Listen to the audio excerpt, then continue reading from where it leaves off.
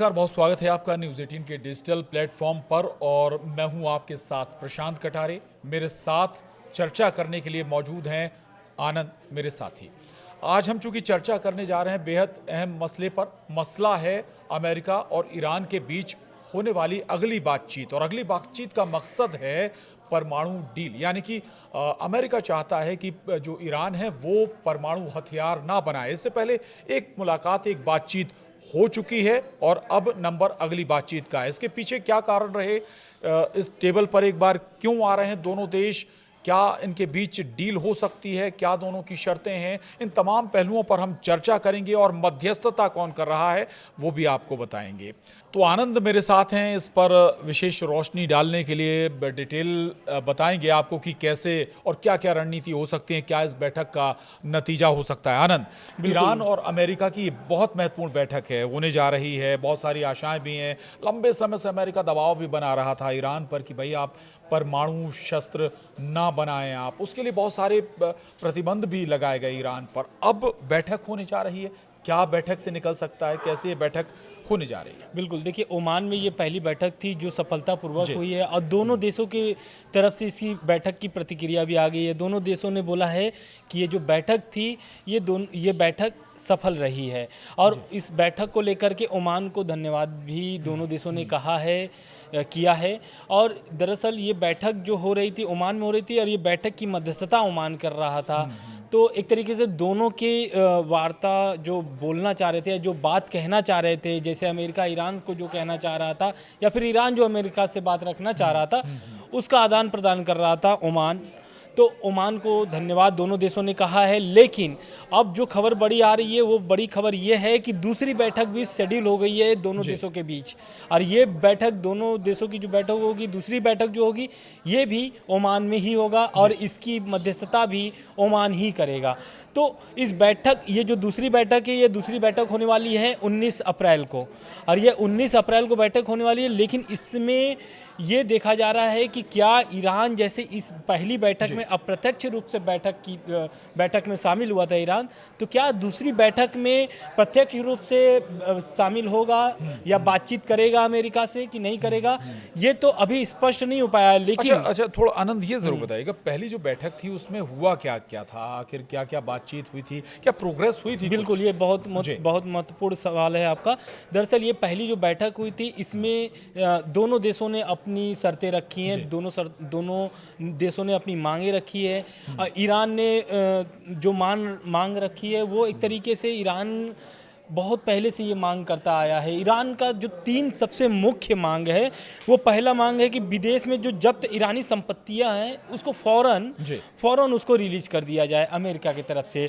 दूसरा जो है वो है तेल निर्यात पर लगे प्रतिबंध कम किए जाएं। ईरान पर बहुत सारे प्रतिबंध है, जो तेल वो बेच नहीं पाता है, दूसरे देशों को निर्यात नहीं कर पाता है। तो तीसरा जो है वो है न्यूक्लियर प्रोग्राम, जो परमाणु प्रोग्राम ईरान का चल रहा है उस पर प्रतिबंध पे छूट जाता है ईरान। और ये 3 जो शर्तें हैं इस पर ईरान आज से नहीं, बैठक में नहीं, पहले से ये मांग करता आ रहा है। जब भी अमेरिका की तरफ से ईरान को लेकर के बातचीत होती है उतनी बार वो यही मांग रखता है। लेकिन अमेरिका का क्या शर्तें हैं? अमेरिका ने भी इस पर शर्तें रखे हैं, लेकिन मैं शर्तें से पहले ईरान पर और थोड़ा विस्तार पे बात कर लेता हूँ, क्योंकि जब ये बैठक होने वाली थी या शेड्यूल होने वाली थी कि जिस तरीके से ट्रंप ईरान पर दबाव बना रहे थे, दबाव की नीति अपना रहे थे ईरान के प्रति कि वो बैठक अगर नहीं करेगा तो उस पर परमाणु बम जहाँ भी उनके प्रोग्राम चल रहे हैं उस पर हमले हो सकते हैं, ईरान पर बमबारी हो सकती है, बहुत सारी धमकियाँ दी गई। और ऐसी भी खबरें थी कि ईरान दबाव में आकर के ये पहली बैठक की है अमेरिका के साथ। तो कहीं ना कहीं ईरान अभी भी दबाव में है, लेकिन पहली बैठक के बाद भी ईरान का प्रतिक्रिया आता है। ईरान के जो मंत्री हैं, इस पहली बैठक में जो मंत्री ईरान की तरफ से जो शामिल हुए थे वो थे ईरान के विदेश मंत्री अब्बास अराक्ची, और दूसरी तरफ से जो थे अमेरिका की तरफ से वो थे विदेश सचिव हैं, एक तरीके विशेष सचिव हैं अमेरिका के विटकॉफ। तो ये दोनों के बीच बातचीत हुई है और बातचीत के बाद सफलतापूर्वक बताया भी गया है पहला बैठक। दूसरा बैठक में अब क्या जो शर्तें पहली बैठक में ईरान ने रखी है, तो क्या दूसरे बैठक में कोई ऐसा प्रस्ताव ईरान को लेकर के अमेरिका आ रहा है, या फिर कोई ऐसे मतलब जो भी प्रतिबंध लगे हैं उस पर कोई ऐसा फैसला सुनाने वाला है अमेरिका दूसरी बैठक में कि जो भी आपके ऊपर प्रतिबंध लगे हैं वो थोड़ा कम किया जाएगा? दूसरा ये कि इस दूसरी बैठक से कुछ सकारात्मक हम आशा करें क्या, क्योंकि अभी तक जो रिलेशन रहे हैं वो बहुत ही नकारात्मक रहे हैं अमेरिका और ईरान के। दूसरा आपने जिक्र किया, अभी जो शर्तें वाली बात थी उसमें एक तेल निर्यात वाला मामला था। भारत भी ईरान से बावजूद तेल लेता रहा, आयात करता रहा, प्रतिबंधों के बावजूद। उसको लेके अमेरिका से भी कई बार तनातनी हुई भारत की। लेकिन यहाँ पर ये गुंजाइश कितनी ढील अमेरिका यहाँ पर दे सकता है, उस नज़रिए से जब एक लाइन में अमेरिका कहता है कि आप परमाणु शस्त्रीकरण बंद करिए, परमाणु हथियार पर आपको काम करना ही नहीं है। सिंगल शर्त, अगर जो सबसे बड़ी शर्त अमेरिका की यही है। तो दरअसल ये अब ईरान क्या चाहता है, चाहे वो पहली बैठक हो चाहे दूसरी बैठक हो, या फिर आने वाले समय में जितनी भी बैठकें इनका एक तरीके से शेड्यूल होता है, बैठकें होती हैं, ईरान हमेशा से कह रहा है कि वो जो 2015 वाली JCPOA का जो एक समझौता था वो उस पर फिर से ही समझौता करना चाहता है। और ईरान क्या है कि वो JCPOA के तरफ जो समझौता था उससे थोड़ा अलग वो मॉडल लेकर के आए हैं समझौता वाला, और ईरान इससे हमेशा नकारता आया है। और ईरान का कहना है कि जो 2015 में बाइडन ओबामा की जो सरकार थी और जो प्रस्ताव लेकर के आए थे अमेरिका, ओबामा लेकर के आए थे 5 देशों के साथ, उस समय अमेरिका अकेले नहीं था, उस समय 5 देश थे अमेरिका के साथ, वो सभी देशों के साथ जो लेकर के प्रस्ताव आए थे, ईरान चाहता है कि वो जो भी बैठक होगा वो JCPOA के समझौते पर ही बातचीत करे फिर से।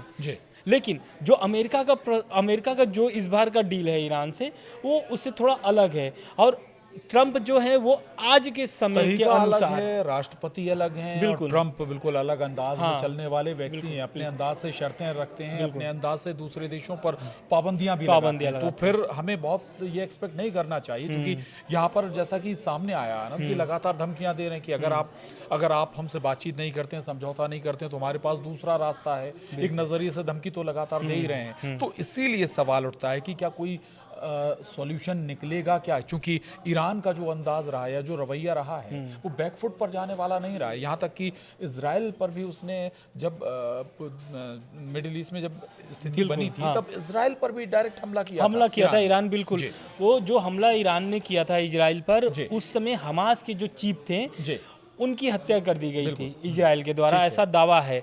और उसके मरने के बाद, उसकी हत्या के बाद ईरान डायरेक्ट हमला बोलता है इजराइल पर, और बहुत सारे मिसाइल, लगभग हमको लग रहा है कि जो खबरें उस समय थी उस समय के अनुसार लगभग 200 मिसाइलें दाग दी थी ईरान ने इजराइल पर।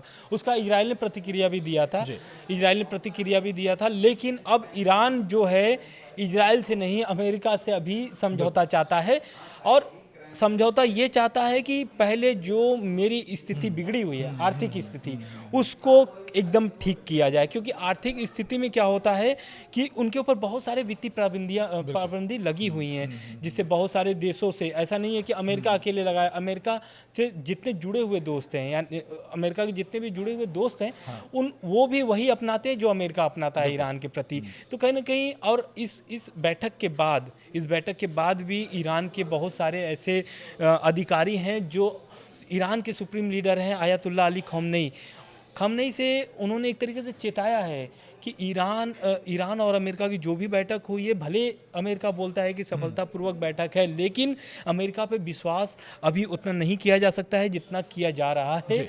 लेकिन दूसरी जो बैठक है 19 अप्रैल को, दूसरी जो बैठक है उसमें दोनों देशों की तरफ से ये ऐसा जताया जा रहा है कि कुछ परिणाम ऐसे निकल करके आएंगे जो दोनों देशों के लिए बहुत बेहतर होने वाले हैं। अच्छा, दूसरा एक चीज़, क्या वाकई खामनेई इस डील के पक्ष में है? दूसरा थोड़ा सा समझाइएगा आप। एक तरफ अमेरिका और उसके साथी देश है, दूसरा ईरान और रशिया को भी हम इसमें ला सकते हैं क्या? भाई कुछ जो बड़े देश हैं, बड़ी कंट्री हैं, वो ईरान के भी सपोर्ट में, उन बैकअप के लिहाज से भी कोई डिसीजन अगर लेगा तो ईरान? बिल्कुल, देखिए खामनेई इसके पक्ष में नहीं रहे हैं और अब भी नहीं है, लेकिन बहुत सारे दबाव की नीति है ये ट्रंप की। उस कारण से उन्होंने बोला कि ठीक है, अमेरिका को एक मौका दिया जाता है, यानी अमेरिका के साथ एक बैठक की जाती है और वो पहली बैठक होती है सफलतापूर्वक होती है। लेकिन जो ईरान के सुप्रीम लीडर हैं आयतुल्लाह अली खामनेई इस एकदम पक्ष में नहीं थे कि अमेरिका से कोई डील हो। क्यों नहीं? क्योंकि ट्रंप जब सत्ता में जब आए तो उस समय उन्होंने आयतुल्लाह अली खामनेई को एक लेटर लिखे हुए थे। लेटर से उन्होंने जवाब मांगा था, लेकिन लेटर में जो शब्दें लिखी हुई थी, जो ट्रंप ने शब्द स्याही से गढ़ के लिखा हुआ था आयतुल्लाह अली खामनेई को, वो बहुत धमकी भरा हुआ था और उसे देख करके तुरंत इसे खारिज कर देते हैं खामनेई बोलते हैं कि इस तरीके के दबाव की नीति में ईरान कोई भी ऐसा फैसला नहीं लेगा जिससे उसके देश को नुकसान हो। अंतर्राष्ट्रीय बिरादरी में लेकिन कहते हैं कि ये दबाव बड़ा मैटर करता है, बहुत प्रेशर, जब दबाव के चलते कई बार बड़ी संधियां भी होती हैं। यहाँ तक कि आपने देखा होगा कि भाई जेलेंस्की भी दबाव में ही आकर कई बड़ी चीज़ें, अपने देश की चीज़ें देने के लिए तैयार हो गए थे। तो यहाँ पर कितनी गुंजाइश बनती है हमारे लिए? बिल्कुल, देखिए ईरान के लिए कितनी गुंजाइश? इस बैठक में अमेरिका ने जो शर्तें रखी हैं वो ईरान के लिए चौंकाने वाला है। दरअसल अमेरिका ने शर्त तो पहला रखा है कि जो नातांज और फोरोडा में जो उनकी परमाणु कार्यक्रम चल रहे हैं उसको या तो बंद कर दें या तो पूरी तरीके से नष्ट कर दें। दूसरी जो मांग है वो है कि जो उनके क्षेत्रीय एक तरीके से जो उनके संगठन है जो दूसरे देशों में उनका सपोर्ट करता है, ईरान के पक्ष में बात करता है या ईरान के लिए लड़ता है, उन लोगों को, जैसे कि हमास हो गया, हिजबुल्लाह, हूती, इन लोगों को सपोर्ट देना बंद करे ईरान।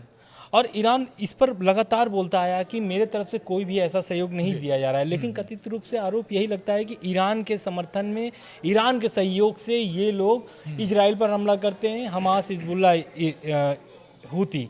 तो कहीं ना कहीं ये मामला फंस चुका है बैठक में इस शर्ते से, अमेरिका के शर्तों से, कि पहला तो हो गया कि परमाणु कार्यक्रम आपको ख़त्म करना है, दूसरा जो आपके क्षेत्रीय जो समूह हैं जो आपका सपोर्ट करते हैं उनको सहयोग देना बंद करना होगा, तीसरा जो है वो है बैलिस्टिक मिसाइल कार्यक्रम को समाप्त करे ईरान। तो ये जो तीनों शर्तें हैं अमेरिका की तरफ से एक तरीके से चौंकाने वाले हैं। इन्हीं सब शर्तों को लेकर के आयतुल्लाह अली खामनेई ने, ऐसी खबरें आ रही हैं कि आयतुल्लाह अली खामनेई ने अपनी सेना को अलर्ट मोड पर रख दिया है। इसी में सवाल उठता है कि आखिर ये शर्त क्यों ईरान से कि भाई बैलिस्टिक मिसाइल आप ना बनाएं। बहुत सारी कंट्रीज बना रही हैं, इंडिया ने भी बनाई बैलिस्टिक मिसाइल और नंबर ऑफ कंट्रीज बना रही हैं, तो फिर केवल ईरान से इतना प्रेशर क्यों अमेरिका का? वजह क्या है? वजह यही है कि जो वो मांग रखा था, दूसरी जो मांग थी कि जो आप अपने क्षेत्रीय संगठनों को जो सहयोग करते हैं उसे न करें, क्योंकि अमेरिका उन सभी संगठनों को आतंकवादी घोषित कर दिया है। और अगर अमेरिका, ईरान के पास परमाणु हथियार लग जाते हैं, हाथ लग जाते हैं, तो उनके पास भी जा सकते हैं। बिल्कुल उनके पास भी जाने का खतरा हो सकता है और उससे सबसे ज़्यादा अगर किसी को नुकसान होगा तो वो होगा इजराइल को। तो ट्रंप नहीं चाहते या फिर अमेरिका नहीं चाहता है कि ईरान कभी भी परमाणु शक्ति बन पाए। ये सब मांग को लेकर के, और ईरान भी अभी अलर्ट मोड पर है। ईरान की जो सेना है वो एकदम अलर्ट मोड पर तैयार हो गई है, क्योंकि इस पर क्या बोलते हैं, ट्रंप का भी धमकी आ चुका है कि अगर आप इस वार्ता को जारी नहीं रखते हैं या वार्ता सफल नहीं करते हैं तो हमला होगा। और किसके नेतृत्व में होगा? गए थे अमेरिका, नेतन्याहू अमेरिका गए थे, तो उसी समय ट्रंप का ऐसा बयान था कि अगर वार्ता सफल नहीं होगी तो दोनों के बीच, मतलब ईरान से अमेरिका और इजराइल की लड़ाई या फिर युद्ध एक तरीके से शुरू हो जाएगी। और किसके नेतृत्व में शुरू होगी? इजराइल के नेतृत्व में ये लड़ाई शुरू की जाएगी। तो कहीं ना कहीं इजराइल बैकअप होगा अमेरिका का। बिल्कुल। दूसरा एक चीज़ और अभी जो बात हो रही थी, चूंकि अमेरिका की बात आई है आनंद, तो फिर अमेरिका लगातार ये कहता रहा कि वो अप्रत्यक्ष बात नहीं करेगा, लेकिन अब मस्कट में ओमान मध्यस्थता कर रहा है। ये स्थिति बनी कैसे? बिल्कुल, देखिए ये तो बैठक के पहले शर्त रखे थे ट्रंप ने कि मैं सीधी बातचीत ईरान से करना चाहता हूं, कोई भी ऐसी मध्यस्थता मैं नहीं स्वीकार करूंगा जो ईरान और अमेरिका के बीच में आता है। लेकिन ईरान इससे एकदम सिरे से खारिज कर देता है और बोलता है कि अगर अमेरिका बातचीत करना चाहता है तो उसे मध्यस्थता यानी कि ओमान को बीच में लेके आना पड़ेगा और इसे कहीं ना कहीं जा करके अमेरिका को झुकना पड़ा है, मतलब एक तरीके से नजरिए से स्वीकार करना पड़ा है। इजराइल, माफ कीजिएगा, ईरान ईरान को, ईरान की एक बात तो मान ली गई, ईरान की इस बात को माना गया है अमेरिका की तरफ से, और मध्यस्थता में लाया गया है ओमान को, और ओमान भी भूमिका बहुत अच्छे, पहली बैठक में बहुत अच्छी भूमिका रही है ओमान की। दोनों की जो वार्ता हो, आदान प्रदान करने की जो बातचीत थी वो आदान प्रदान कर रहा था ओमान।